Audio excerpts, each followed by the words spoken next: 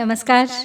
भारतवाणी से मैं कविता स्वागत करती हूँ आप सबका श्री शिव महापुराण संपूर्ण पाठ के अंतर्गत प्रथमा विद्येश्वर संहिता से त्रयोविंशो अध्याय अर्थात 23वां अध्याय। आज के इस अध्याय में होगा भस्म रुद्राक्ष और शिव नाम के महात्म्य का वर्णन। तो चलिए प्रारंभ करते हैं आज का पाठ। ऋषय ऊचु। सूत सूत महाभाग व्यास शिष्य नमोस्तुते तदेव व्यासतो ब्रूहि भस्म माहात्म्यमुत्तमम् तथा रुद्राक्ष माहात्म्यं नाम माहात्म्यमुत्तमम् त्रितयं ब्रूहि सुप्रीत्या ममानंदय मानसम। तो ऋषिगण बोले सूत जी से कि हे महाभाग व्यास शिष्य सूत जी, आपको नमस्कार है। अब आप परम उत्तम भस्म महात्म्य का विस्तार पूर्वक वर्णन कीजिए। भस्म महात्म्य, रुद्राक्ष महात्म्य तथा उत्तम नाम महात्म्य, इन तीनों का परम प्रसन्नता पूर्वक प्रतिपादन कीजिए और हमारे हृदय को आनंदित कीजिए। सूत उवाच साधु पुष्टम भवद्भिश्च लोकानां हितकारकं भवन्तो वै महाधन्याः पवित्राः कुलभूषणाः येषां चैव शिवः साक्षात् दैवतं परमं शुभं सदाशिवकथा लोके वल्लभा भवतां सदा। ते धन्याश्च कृतार्थाश्च सफलं देहधारणम् उद्धृतं च कुलं तेषां ये शिवं समुपासते। शिवनाममुखे यस्य सदाशिव शिवेति च पापानि न स्पृशन्त्येव खदिरांगरकम यथा। तो सूत जी ऋषियों के प्रश्न के उत्तर में अब बता रहे हैं उन्हें भस्म रुद्राक्ष और शिव नाम का महात्म्य। कहते हैं, हे महर्षियों, आप लोगों ने बहुत उत्तम बात पूछी है। यह समस्त लोगों के लिए हितकारक विषय है। आप लोग महाधन्य, पवित्र तथा अपने कुल के भूषण स्वरूप हैं। इस संसार में कल्याणकारी परम देव स्वरूप भगवान शिव जिनके देवता हैं, ऐसे आप सब के लिए ये शिव की कथा अत्यंत ही प्रिय है। वे ही धन्य और कृतार्थ हैं। उन्हीं का शरीर धारण करना भी सफल है और उन्होंने ही अपने कुल का उद्धार कर लिया है जो शिव की उपासना करते हैं। जिनके मुख में भगवान शिव का नाम है, जो अपने मुख से सदा शिव शिव इस नाम का उच्चारण करते रहते हैं, पाप उनका उसी तरह स्पर्श नहीं करते जैसे खदिर वृक्ष के अंगार को छूने का साहस कोई भी प्राणी नहीं कर सकता। श्री शिवाय नमस्तुभ्यं मुखम व्याहरते यदा तन्मुखम पावनम तीर्थम सर्वपाप विनाशनम तन्मुखं च तथा यो वै पश्यति प्रीतिमान् नरः तीर्थजन्यं फलं तस्य भवतीति सुनिश्चितं। यत्र त्रयं सदा तिष्ठेदेतच्छुभतरं द्विजाः तस्य दर्शनमात्रेण वेणी स्नानफलं लभेत्। शिवनाम विभूतिश्च तथा रुद्राक्ष एव च एतत्त्रयं महापुण्यं त्रिवेणी सदृशं स्मृतम्। एतत्त्रयं शरीरे च यस्य तिष्ठति नित्यशः तस्यैव दर्शनं लोके दुर्लभं पापहारकम्। तद्दर्शनं यथा वेणी नोभयोरन्तरं मना एवं यो न विजानाति स पापिष्ठो न संशयः। तो सूत जी सुनाते हुए महिमा शिव नाम की कहते हैं कि हे शिव, आपको नमस्कार है। श्री शिवाय नमस्तुभ्यम। जिस मुख से ऐसा उच्चारण होता है वह मुख समस्त पापों का विनाश करने वाला पावन तीर्थ बन जाता है। जो मनुष्य प्रसन्नता पूर्वक उस मुख का दर्शन करता है उसे निश्चय ही तीर्थ सेवन जनित फल प्राप्त होता है। तो हे ब्राह्मणों, शिव का नाम, विभूति यानी भस्म तथा रुद्राक्ष, ये तीनों त्रिवेणी के समान परम पुण्य वाले माने गए हैं।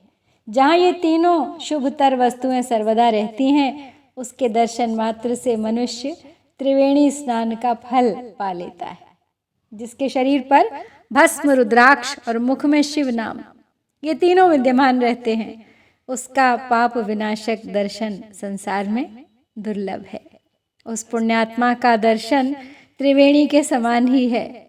भस्म, रुद्राक्ष तथा शिव नाम का जप करने वाले और त्रिवेणी, इन दोनों में रंच मात्र भी अंतर नहीं है। ऐसा जो नहीं जानता वह तो निश्चित ही पापी है, अज्ञानी है, इसमें संदेह नहीं है। विभूतिर्यस्य नो भाले नांगे रुद्राक्ष धारणम नास्ये शिवमयी वाणी तम त्यजेदधमं यथा शैवम नाम यथा गंगा विभूतिर्यमुना मता रुद्राक्षम विधिजा प्रोक्ता सर्वपाप विनाशिनी शरीरे च त्रयं यस्य तत्फलं चैकतः स्थितम् एकतो वेणिकायाश्च स्नानजं तु फलं बुधैः तदेवं तुलितं पूर्वं ब्रह्मणा हितकारिणा समानं चैव तज्जातं तस्माद्धार्यं सदा बुधैः तद्दिनं हि समारभ्य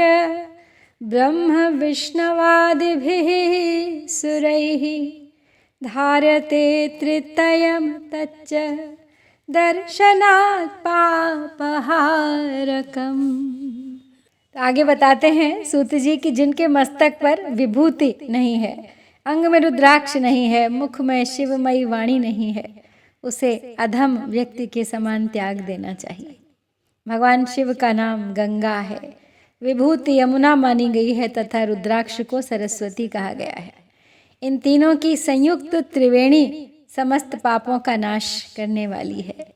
बहुत पहले की बात है, हितकारी ब्रह्मा ने जिसके शरीर में उक्त ये तीनों त्रिपुंड रुद्राक्ष और शिवनाम संयुक्त रूप से विद्यमान थे, उनके फल को तुला के पलड़े में एक ओर रखकर त्रिवेणी में स्नान करने से उत्पन्न फल को दूसरी ओर के पलड़े में रखा गया और तुलना की गई तो दोनों बराबर ही उतरे।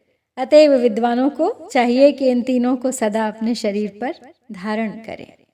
उसी दिन से ब्रह्मा, विष्णु आदि देव भी दर्शन मात्र से पापों को नष्ट कर देने वाले इन तीनों रुद्राक्ष, विभूति और शिव नाम को धारण करने लगे। ऋषय ऊचु ईदृशं हि फलं प्रोक्तं नामादित्रेतयोद्भवं तन्माहात्म्यं विशेषेण वक्तुमर्हसि सुव्रत ऋषयो हि महाप्राज्ञा सच्चैवाज्ञानिनां वराः तन्माहात्म्यं हि सद्भक्त्या शृणुतादरतो द्विजाः सुगूढमपि शास्त्रेषु पुराणेषु श्रुतिष्वपि भवत्स्नेहान्मया विप्राः प्रकाशः क्रियते अधुना कस्तत्तृतीयमाहात्म्यं सञ्जानाति द्विजोत्तमा महेश्वरं विना सर्वं ब्रह्माण्डे सदसः परं वचम्यहं नाम माहात्म्यं यथा भक्ति समासतः शृणुत प्रीतितो विप्राः सर्वपापहरं परम। शिवेति नामदावाग्निर्महापातकपर्वताः भस्मीभवन्त्यनायासात् सत्यं सत्यं न संशयः। अब ऋषिगण फिर से पूछते हैं सूत जी से कि हे सुव्रत, भस्म, रुद्राक्ष और शिव नाम, इन तीनों को धारण करने से इस प्रकार उत्पन्न होने वाले फल का वर्णन तो आपने कह दिया, किंतु अब आप विशेष रूप से उनके महात्म्य का वर्णन कीजिए। तो सूत जी कहने लगे, ज्ञानियों में श्रेष्ठ हे महाप्राज्ञ, हे शिव भक्त ऋषियों और विप्रो, आप सब सद्भक्ति तथा आदर पूर्वक उक्त भस्म, रुद्राक्ष और शिव नाम, इन तीनों का अब महात्म्य सुनिए। शास्त्रों, पुराणों और श्रुतियों में भी इनका महात्म्य अत्यंत गूढ़ कहा गया है। तो हे विप्रो, आप सबके स्नेहवश इस समय मैं उस रहस्य को खोल कर अब प्रकाशित करने जा रहा हूँ। हे श्रेष्ठ ब्राह्मणों, इन तीनों की महिमा को सद विलक्षण भगवान महेश्वर के बिना दूसरा कौन भली भांति जान सकता है। इस ब्रह्मांड में जो कुछ है वह सब तो केवल महेश्वर ही जानते हैं। तो हे विप्रगण, मैं अपनी श्रद्धा भक्ति के अनुसार संक्षेप से भगवान नाम की महिमा का कुछ वर्णन करता हूँ। आप सब लोग प्रेम पूर्वक उसे सुनिए। यह नाम महात्म्य समस्त पापों को हर लेने वाला सर्वोत्तम साधन है। शिव इस नाम रूपी दावानल से महान पातक रूपी पर्वत अनायास ही भस्म हो जाते हैं। यह सत्य है, सत्य, अनंत सत्य, इसमें कोई संशय नहीं है। पाप मूलानि दुःखानि विविधान्यपि शौनक, शिव नामैकनश्यानि नान्यनश्यानि सर्वथा। स वैदिकः स पुण्यात्मा स धन्यः स बुधो मतः, शिव नाम जपासक्तो यो नित्यं भुवि मानवः। भवन्ति विविधा धर्मास्तेषां सद्यः फलोन्मुखाः, येषां भवति विश्वासः शिव नाम जपे मुनेः। पातकानि विनश्यन्ति यावन्ति शिव नामतः, भुवि तावन्ति पापानि क्रियन्ते न नरैर्मुने। ब्रह्महत्यादि पापानां राशि न प्रमितान्मुने, शिव नाम द्रुतं प्रोक्तं नाशयत्यखिलान् नरैः। शिव नाम तरिं प्राप्य संसाराब्धिं तरन्ति ये, संसारमूलपापानि तानि नश्यन्त्यसंशयम्। संसारमूलभूतानां पातकानां महामुने, शिव नाम कुठारेण विनाशो जायते ध्रुवम। आगे कहते हैं सूत जी कि हे शौनक, पाप मूलक जो नाना प्रकार के दुख हैं वे एकमात्र शिव नाम या भगवान नाम से ही नष्ट होने वाले हैं। दूसरे साधनों से संपूर्ण यत्न करने पर भी पूर्णतया नष्ट नहीं होते। जो मनुष्य इस भूतल पर सदा भगवान शिव के नामों के जप में ही लगा हुआ है वह वेदों का ज्ञाता है, वह पुण्यात्मा है, वह धन्यवाद का पात्र है तथा वह विद्वान माना गया है। तो हे मुने, जिनका शिव नाम जप में विश्वास है उनके द्वारा आचरित नाना प्रकार के धर्म तत्काल फल देने के लिए उत्सुक हो जाते हैं। हे महर्षि, भगवान शिव के नाम से जितने पाप नष्ट होते हैं उतने पाप मनुष्य इस भूतल पर कर ही नहीं सकता। तो हे मुने, ब्रह्म हत्या जैसे पापों की समस्त अपरिमित राशियां शिव नाम लेने से ही नष्ट हो जाती हैं। और जो शिव नाम रूपी नौका पर आरूढ़ होकर संसार समुद्र को पार करते हैं उनके तो जन्म मरण रूप संसार के मूलभूत वे सारे पाप निश्चय ही नष्ट हो जाते हैं। तो हे महामुने, संसार के मूलभूत पातक रूपी वृक्ष का शिव नाम रूपी कुठार से निश्चय ही नाश हो जाता है।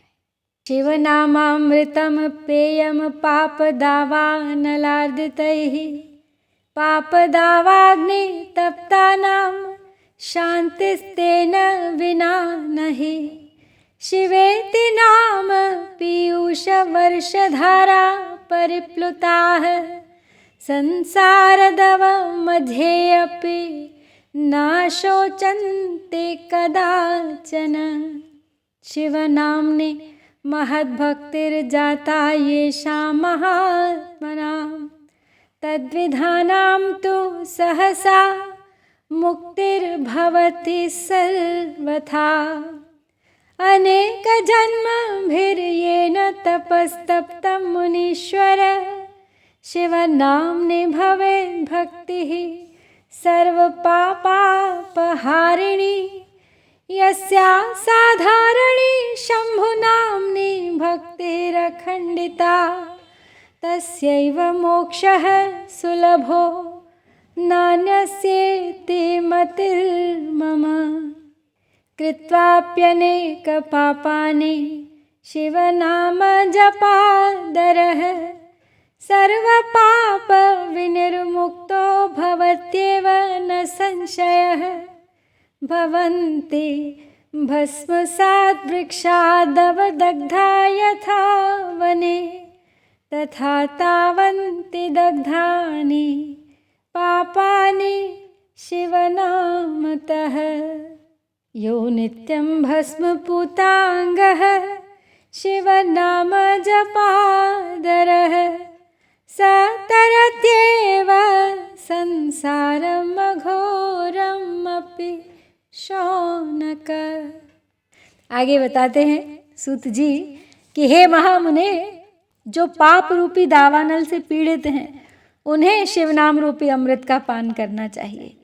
पापों के दावानल से दग्ध होने वाले लोगों को उस शिव नामामृत के बिना शांति नहीं मिल सकती। जो शिवनाम रूपी सुधा की वृष्टि जनित धारा में गोते लगा रहे हैं वे संसार रूपी दावानल के बीच में खड़े होने पर भी कदापि शोक के भागी नहीं होते। जिन महात्माओं के मन में शिवनाम के प्रति बड़ी भारी भक्ति है ऐसे लोगों की सहसा और सर्वथा मुक्ति होती है। वह मुनीश्वर जिसने अनेक जन्मों तक तपस्या की है उसी की शिवनाम के प्रति भक्ति होती है, जो समस्त पापों का नाश करने वाली है। जिसके मन में भगवान शिव के नाम के प्रति कभी खंडित न होने वाली असाधारण भक्ति प्रकट हुई है, उसी के लिए मोक्ष सुलभ है, यह मेरा मानना है। जो अनेक पाप करके भी भगवान शिव के नाम जप में आदर पूर्वक लग गया है वो समस्त पापों से मुक्त हो ही जाएगा, इसमें संशय नहीं है। जैसे वन में दावानल से दग्ध हुए वृक्ष भस्म हो जाते हैं, उसी प्रकार शिवनाम रूपी दावानल से दग्ध होकर उस समय तक के सारे पाप भस्म हो जाते हैं। तो हे शौनक, जिसके अंग नित्य भस्म लगाने से पवित्र हो गए हैं तथा जो शिवनाम जप का आदर करने लगा है वह घोर संसार सागर को भी पार कर लेता है। ब्रह्म स्वहरणम कृत्वा हत्वापि ब्राह्मणान् बहून् न लिप्यते नरः पापैः शिवनाम जपादरः विलोक्य वेदान् अखिलान् शिवनाम जपः परः संसारतरणोपायैति पूर्वैर्विनिश्चितम्। किं बहुक्त्या मुनिश्रेष्ठाः श्लोकेनैकेन वच्म्यहम् शिवाभिधानमाहात्म्यं सर्वपापापहारणम्। पापानां हरणे शम्भोर्नाम्नः शक्तिर्यावती शक्नोति पातकं तावत् कर्तुं नापि नरः क्वचित् शिवनाम प्रभावेण लेभे सद्गतिमुत्तमाम्। इन्द्रद्युम्न नृपः पूर्वं महापापयुतो मुने तथा काचिद्विजा योषासौ मुने बहुपापिनी शिवनाम प्रभावेण लेभे सद्गतिम् उत्तमाम् इत्युक्तं वो द्विजश्रेष्ठा नाम माहात्म्यमुत्तमम् शृणुध्वं भस्ममाहात्म्यं सर्वपावन पावनम्। आगे बोले सूत जी कि ब्राह्मणों का धन हरण और अनेक ब्राह्मणों की हत्या करके भी जो आदर पूर्वक शिव के नाम का जप करे वो पापों से लिप्त नहीं होता है, अर्थात उसे किसी प्रकार का पाप नहीं लगता है। संपूर्ण वेदों का अवलोकन करके पूर्ववर्ती महर्षियों ने यही निश्चित किया है कि भगवान शिव के नाम का जप संसार सागर को पार करने के लिए सर्वोत्तम उपाय है। हे मुनिवरों, अधिक कहने से क्या लाभ, मैं शिव नाम के सर्व पापाहारी महात्म्य का वर्णन एक ही श्लोक में करता हूँ। भगवान शंकर के एक नाम में भी पाप हरण की जितनी शक्ति है उतना पातक मनुष्य कभी कर ही नहीं सकता। तो हे मुने, पूर्व काल में महापापी राजा इंद्रद्युम्न ने शिव नाम के प्रभाव से ही उत्तम सद्गति प्राप्त की थी। इसी तरह एक कोई ब्राह्मणी युवती भी जो बहुत पाप कर चुकी थी, शिव नाम के प्रभाव से ही उत्तम गति को प्राप्त हुई थी। हे द्विजवरों, इस प्रकार मैंने आप लोगों से अब भगवान नाम के उत्तम महात्म्य का वर्णन किया है। अब इसके बाद आप लोग भस्म का महात्म्य सुने, जो समस्त पावन वस्तुओं को भी पवित्र करने वाला है। लेकिन भस्म का महात्म्य हम पढ़ेंगे अगले यानी 24वें अध्याय में। यहाँ पर हम श्री शिव महापुराण में प्रथम विद्येश्वर संहिता के साध्य साधन खंड में शिव नाम महात्म्य वर्णन नामक 23वां अध्याय पूर्ण करते हैं। इति श्री शिव महापुराणे प्रथमायाम विद्येश्वर संहितायां साध्य साधन खंडे शिव नाम महात्म्य वर्णनम नाम 23 अध्याय। ओम श्री सांब शिवाय नमः।